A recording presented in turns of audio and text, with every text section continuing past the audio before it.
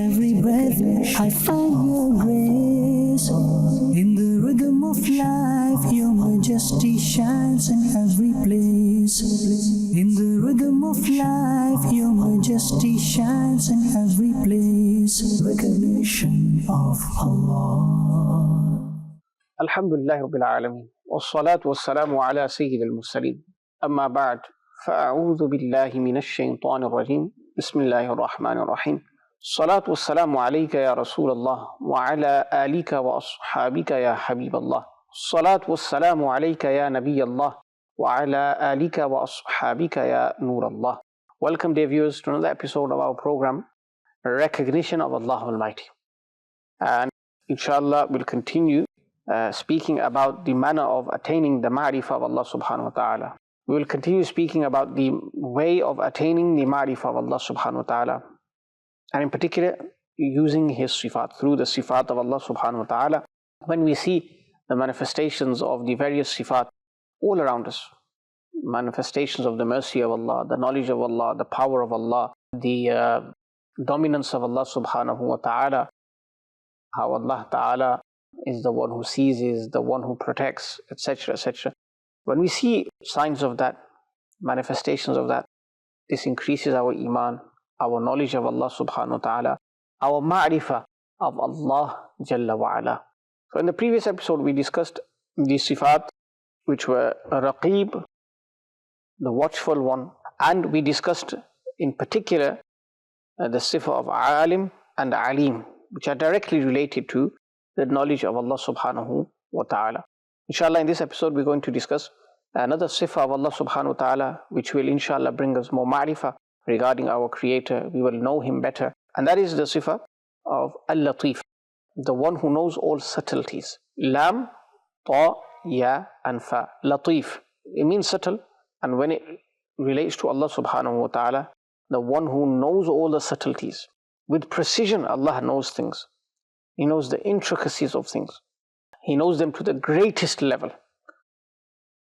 And Allah Jalla wa ala mentions in Al-Quran Al-Kareem, Ala ya'lamu man khalaq wa huwa al-latif al-khabir. Allah Jalla wa ala says, does the one who created not know? And He is the one who knows all subtleties and is all aware. Allah Ta'ala is mentioning His immense knowledge. First He says, does the one who created not know? And how can He not know? وَهُوَ اللَّطِيفُ الْخَبِيرُ. And He is the one who has knowledge of all subtleties and He's all aware. So the first is the proof of the second. How does Allah knows all subtleties? How is it possible for Him to be all aware? And the dalil, the proof of that, is in the first part of the ayah, أَلَا يَعْلَمُ مَنْ خَلَقَ. The one who created everything, does He not know? You could say, meaning for explanation purposes, just say there's a person in the dunya who has designed a bell for a house. People buy that, they fix it outside on their wall, on their door, and they use that bell. It is common nowadays, and they can exactly see exactly who's coming and going. When someone comes near their house, they'll receive a notification. Now the person who made that bell, he knows everything about that, because he had to design it, he had to plan it, and for humankind he probably had to trial it a number of times before he reached the level of perfection, or the level where he was satisfied and thought, this will do, meaning I've tested it, and all possible causes of malfunction, or all causes that can lead to it not functioning the way I want to, they've been eliminated. Now this is perfect, but still, even then, there's a scope for it not working properly, and it happens as well. But the point we're trying to make is the person who actually designed that, who worked on it, he knows everything about it. Similarly, the person who designed a laptop, car, or anything, and he was physically involved in it, he knows everything about it. And there's a long process behind it. We just see the finished article, but this gives us a glimpse into the knowledge of that person who made it. Similarly, a construction, a house, the tanks inside the house, underfloor heating, whatever, the heating system in the house, the electricity, the wires, rewiring, all of that stuff. People have expertise and they know things to the highest degree. That's why they're working in those fields. That's why someone's an engineer, someone's a tradesman, someone's a builder, because they have expertise. We're talking about those who actually have expertise, not someone who's just, faking it.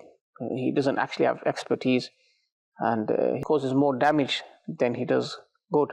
But this was just to give you an example that people who have expertise know about the width, the depth, the intricacies, the precisions, the subtleties of the thing that they're working on, or they're working with. But without comparison, Allah subhanahu wa ta'ala made this entire world. Allah subhanahu wa ta'ala made whatever is in the world. Allah subhanahu wa ta'ala created humankind, various species in the world, which are still being discovered every single day. Aquatic animals, sea creatures, birds, animals that fly, predatory animals, humans. Allahu Akbar. Allah Ta'ala created everything. Jinn kind, angels. Allah subhanahu wa ta'ala knows everything regarding His creation. There's nothing that is distant from His knowledge regarding His creation. There's nothing that is absent from His blessed knowledge regarding His creation. He knows the subtleties. Allahu Akbar Kabira. In fact, Allah Hazrat Ali Rahmah alludes to this when somebody raised a question that nowadays you have ultrasound, and using an ultrasound you can predict the gender of the child. You can give that news way before the child is born. You can do this, you can do that. Allah Hazrat Ali Rahmah says this knowledge that is possible using science, using instruments of science, is still limited. Allah Ta'ala's knowledge is so complete that from day one until the conception, until the birth of the child, Allah Ta'ala knows every intricate thing regarding that child. Allah Subhanahu wa Ta'ala knows the amount of hair on the head of the child in the mother's womb. Allah Subhanahu wa Ta'ala knows about the intricacies of every single organ inside the child that is forming, that is developing. Allah Subhanahu wa Ta'ala's knowledge is complete. وَيَعْلَمُ مَا فِي الْأَرْحَامِ, the verse of the Quran which says only Allah has knowledge of what is in the womb. This has been negated because of the invention of the ultrasound. Ma'adallah, you can't say this. You can't believe this as a Muslim. Why? Because just as has been explained, ultrasound is still limited in what information it gives. Many times they'll say something regarding a child, or we're fearful that your child might be like this, or might be like that. Child doesn't turn out like that. Alhamdulillah, is born sahih, salamat, sound from every illness. Allah Ta'ala's knowledge regarding a child is complete. And I only touched upon a few things. If you read that Risala, that book of Allah Hazrat Ali Rahmah, he goes into the detail of how ultrasound gives you a limited amount of knowledge, and Allah Ta'ala's knowledge encompasses this. And then that will truly open your eyes and make you realize Allah Ta'ala's knowledge is complete. Allah is Latif. He knows the subtleties about everything. He created creation. He knows everything about creation. And remember one thing, Allah Subhanahu wa Ta'ala, when He created creation, there was no difficulty for Him in doing so. There was no scrapping of plans. There was no retesting. There was no reattempting, anything of the sort. Allah Ta'ala says kun, fayakun. Allah says be, and it is. Allah Ta'ala's knowledge is complete. This is what will bring us more ma'rifah of Allah Subhanahu wa Ta'ala, knowing these things. And this, to be honest, if you were to discuss it, it would require a lot of time, and you would realize, Allahu Akbar, that the knowledge of creation is nothing in comparison to the knowledge of Allah. Someone who's an expert, inventor, he knows exactly what wire is doing what in a system. He knows why something is turning, why something is functioning in a way that is functioning. A cog is in there, there's a battery in there, there's this in there, there's that in there. But look at insan itself, look at humankind itself. From Adam alayhi salam till today, no one can say that they know the human body 100%. Scientists are baffled regarding the human eye. Allahu Akbar. They cannot even get to the bottom of the human eye. The wonders found in the human eye, the intricacies of the human eye, let alone the entire body, let alone the other organs, essential organs, important organs, the brain, the vessels, the veins, the heart, the way it pumps. Allahu Akbar Kabira. Allah Ta'ala knows everything regarding His creation. Ala ya'lamu man khalaq wa huwa al-latiful khabir. Look at, for example, the food that we eat for nourishment. We buy supplements, we buy food, we read the ingredients. It's got this vitamin in there, that vitamin in there, vitamin B12, vitamin C, it's got vitamin D in there. All of these things, human research, efforts, Allah Ta'ala has given tawfiq to creation, come up with this knowledge. And they know, based on that knowledge, they advise the creation, eat this and it will provide calcium. Eat this, is good for the eyes. Eat this, is good for your bones. This has high content of zinc in there. Eat this. You should eat this for your heart, the health of your heart. You should eat this for the kidneys. These discoveries, we're baffled when we read, Allahu Akbar, look at this knowledge. Allah subhanahu wa ta'ala's knowledge is even greater. He has bestowed that much knowledge on creation, and they're advising those who are experts. They are revealing that knowledge. This is knowledge that Allah Ta'ala has given to mankind. Then the insan itself, the structure of the human body, physiology, the skeleton, Allahu Akbar Kabira. Allah Ta'ala knows regarding His creation intricately. He knows every subtlety regarding the creation of the humankind. One meaning of Latif. Another meaning of Latif is the one who is affectionate. Allah Ta'ala is very affectionate to His creation. He gives him sustenance without account. Now this meaning that is found in the word Latif, being affectionate, this has a link with the previous meaning, the one who knows all subtleties. Think about it. Allah Ta'ala knows the necessities of all of creation. And with this knowledge, Allah Ta'ala is affectionate towards His creation. He grants them their needs. He grants them essential things for their maintenance, for their survival. So this was briefly regarding the second meaning of Latif, which is the one who is affectionate. Another sifa, again this is related to the knowledge of Allah subhanahu wa ta'ala. Al-Hafiz, the root letters Ha, Fa and Dha. Al-Hafiz, the all-protecting one. Now Allah subhanahu wa ta'ala, this is beautiful sifa, Hafiz, and there's also Hafiz, just as we discussed, Alim and Alim. Hafiz has the meaning of perpetuity, continuality in it, Dawam. They mention it in the Quran as well. In the Quran it says, فَاللَّهُ خَيْرٌ حَافِظًا وَهُوَ أَرْحَمُ الرَّاحِمِينَ. Allah is the best protector and He is the most merciful from all. So these two sifat were mentioned in this verse of Al-Quran Al-Kareem. Arhamur Rahimin, we've discussed that in a previous episode. But one beautiful thing regarding the kalimat Arhamur Rahimin, the ulama say, if you do dua to Allah subhanahu wa ta'ala by saying Ya Arhamur Rahimin thrice, 3 times, your dua will be readily accepted, inshallah. Why? Because you're asking and seeking and requesting mercy from the court of Allah subhanahu wa ta'ala. So whenever we make dua, we should try to mention Arhamur Rahimin. So Hafiz and Hafiz, the one who protects, the all-protecting one. Allah subhanahu wa ta'ala protects humankind at every moment. There's so many ways in which Allah subhanahu wa ta'ala protects us. Maybe at the time we don't know, afterwards we realize that this is the power of Allah subhanahu wa ta'ala in all of creation. Imagine how many people there are, approximately 8 billion people right now.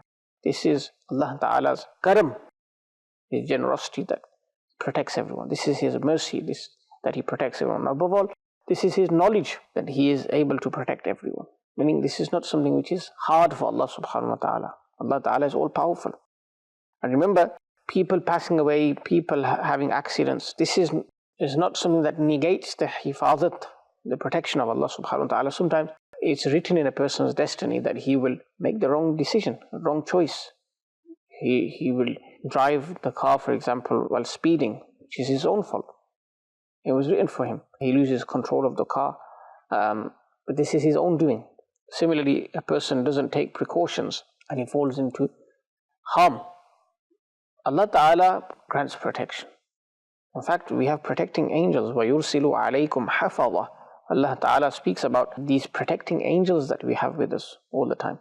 So if we are on the straight and narrow, if we conduct ourselves in a way that our Creator wants, we obey Him and do not disobey Him, we will attain that protection from Allah subhanahu wa ta'ala. This is something that we should keep in mind. There are so many occasions where we feel and we're adamant that we're going to face destruction. There's no way out of this situation now, I'm going to be harmed. But Allah Ta'ala protects a person. Allah Ta'ala helps a person in that situation. So many accounts can be related as well. But if you look at Al-Quran Al-Kareem, and in particular the stories of the Anbiya alayhimus salam, how Allah Ta'ala's khas, special protection is with them. Allah protects them from the greatest of tyrants. Allah subhanahu wa ta'ala protects them from those who willed harm against them, who wished harm against them. Look at Sayyidina Ibrahim alayhi salam, Abul Anbiya one of the greatest prophets and messengers of Allah subhanahu wa ta'ala. When he destroyed the idols in his time, people decided to throw him into the fire. Ma'adallah. They said, قَالُوا حَرِّقُوهُ, said, burn him. وَانْصُرُوا آلِهَتَكُمْ, and help your idols. Meaning, Sayyidina Ibrahim alayhi salam destroyed the idols. So help them by throwing Sayyidina Ibrahim alayhi salam into the fire. When they did so, using a catapult, and we know the tyrant of the time was who? Nimrud. What happened? Allah subhanahu wa ta'ala made that fire become cool for Ibrahim alayhi salam. He did not suffer any burns at all. He was not harmed by that fire at all. Allah subhanahu wa ta'ala says, قُلْنَا يَا نَارُ كُونِي بَرْدًا وَسَلَامًا عَلَى إِبْرَاهِيمَ. O fire, كُونِي بَرْدًا وَسَلَامًا عَلى إِبْرَاهِيمَ. Become cool, وَسَلَامًا. One that protects Ibrahim alayhi salam. But is one that is a means of protection for Ibrahim alayhi salam. So when they did what they did regarding Sayyidina Ibrahim alayhi salam, he was protected. He was saved. He was granted salvation by Allah subhanahu wa ta'ala from the fire and the harms of the fire as well. Likewise, we have the story of Prophet Ibrahim alayhi salam when he was ordered by Allah subhanahu wa ta'ala to sacrifice his son, Sayyidina Ismail alayhi salam. Sayyidina Ibrahim alayhi salam asked him, فَانْظُرْ مَاذَا تَرَى, what's your opinion? This is what has been revealed to me. What's your view? And he said, قَالَ يَا أَبَتِ افْعَلْ مَا تُؤْمَرْ. Oh, blessed father, do what you have been ordered to do. سَتَجِدُنِي إِنْ شَاءَ اللَّهُ مِنَ الصَّابِرِينَ. You will find me soon to be from those who are patient. So he is assisting his father in complying with the order of Allah subhanahu wa ta'ala. Now when both of them submitted to the will of Allah, Sayyidina Ismail alayhi salam, and his forehead, he placed it on the ground, and he was about to carry out this sacrifice. What happened? O Ibrahim, قَدْ صَدَّقْتَ الرُّؤْيَا. Indeed, you have verified, you have made the dream true, meaning you have acted upon the dream.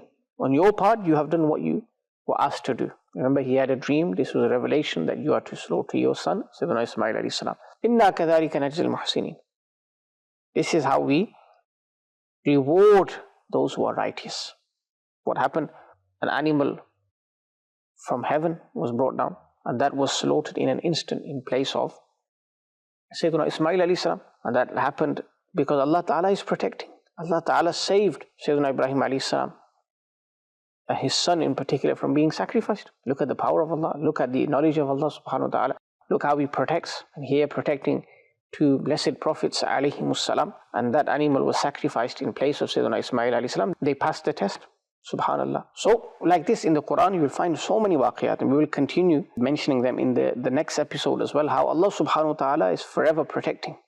He protects his people in so many ways where the mind cannot comprehend, mind cannot even reach there. Allah Ta'ala does so. Why? Because his knowledge is complete. May Allah subhanahu wa ta'ala grant us greater levels of his ma'rifah so that we truly know our Creator. Ameen. Bijahin Nabil Ameen. Sallallahu alayhi wa sallam. In every breath I find your grace.